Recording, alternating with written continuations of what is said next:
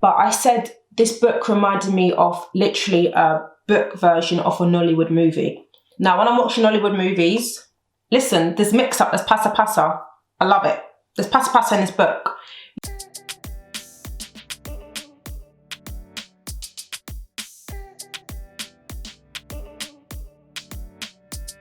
Yaga yo, welcome back to my channel.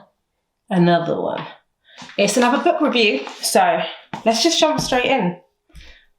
What's poppin'? Yaga yo. What a guan, what it do, boo? The weather is alright, I've just had a shower. My curls have actually been popping for a whole week. Yes, a whole week.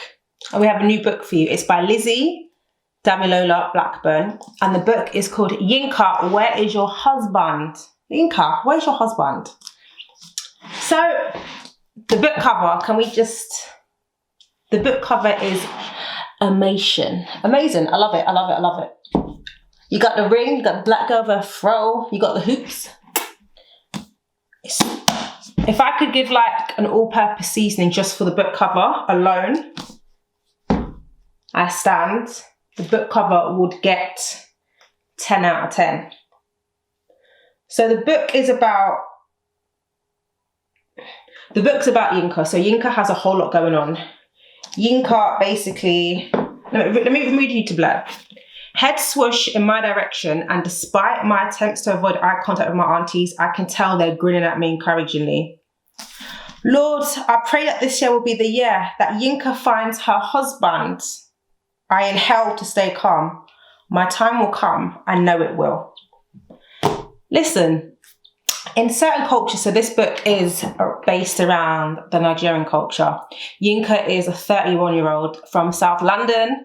Make some noise, huh? And no, I'm not from South London, sorry, that's not for me. But yeah, Yinka is a 31-year-old South Londoner, and you're introduced to Yinka at her little sister's baby shower. So her younger sister is married and is now expecting her first child, which already puts so much pressure on Yinka, because generally, I don't know what it is about people, but like, it's almost this old school culture thing where like the oldest gets married first and you go in that order. So younger sister's married, you ain't got no man, you ain't got no ring in your finger, so why one? So Yinka turns up into his baby shower and she prematurely tells her like, family and friends that she's getting a promotion. Her mum's like, oh, you're gonna be vice president of the bank. No, so let's say I think she's got like a role at a bank, but she's not a banker. She works in like I think the operations team. Anyway, Yinka got a bit excited because a week later she done gets kicked to the curb. Redundancy. Yinka, thanks but no thanks. You got to go. You got to go. You got to go. Who was that? Was that Richard Blackwood? Do you remember that show that you got to go? You got to go. Anyway, Yinka had to go. So Yinka has the family doing the bits because she's not married, and imagine having prayers. You're praying for wealth. You're praying for people to live long, to prosper. You know, Nigerians, I pray that my enemies will not prosper. And now you're praying in big in front of everybody that Yinka will get married. Like, leave her alone. Leave her alone. So yeah, the aunties and her mum are making it their business for Yinka to be married. Pressure can make anybody, they say pressure makes diamonds. Yeah, that's the positive. Sometimes pressure makes you be acting wild. So Yinka's got a whole lot going on. One of the things is obviously you're going to wedding season. I think her cousin's just been proposed to. She got no date. Yinka's only ever had one boyfriend. And she sounds like she's still hung up on him. Anyway, I don't even want to give away too much, but let's just say that Yinka be meeting a whole lot of new men. She'd be meeting men that she knew in the past. There might be an old boyfriend that pulls up. Is he engaged? Is he not? Wait for that. And then random people that she just meet and some passa, and Yinka's got a lot going on. Yeah, Yinka's got a lot going on. So I would say, if I could sum it up, the story is about family relationships, friendships, dating. I'd say it's like a rom-com. Yeah, I'd say it's a rom-com. My one thing is I've been complaining that there is not enough rom-coms written by like Black British people. I've been reading over the past couple of years, there's been loads of South Asian rom-coms on the rise, but I've really struggled to find rom-coms by Black British authors. So this definitely is one to put on your list. If for no other reason than it looks good on your bookshelf. I've got to swish into it properly, because when we talk about what I think about the book, The pros are, it's a light read, the cover looks good, and the story is not jarring. And when I say it's not jarring, you can happily read the book. So I'm going to set the scene. I took this book on holiday with me. I went to Mykonos. I said, listen, it's going to be me, my mocktail, my book.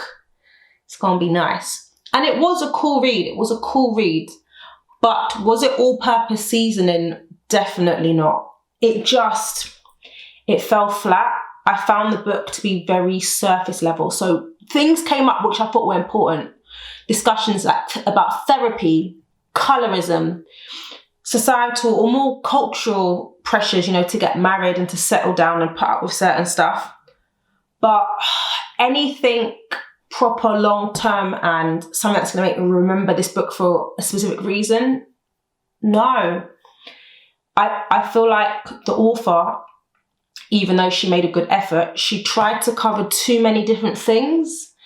And, they say, I think the saying is, jack of all trades, master of none.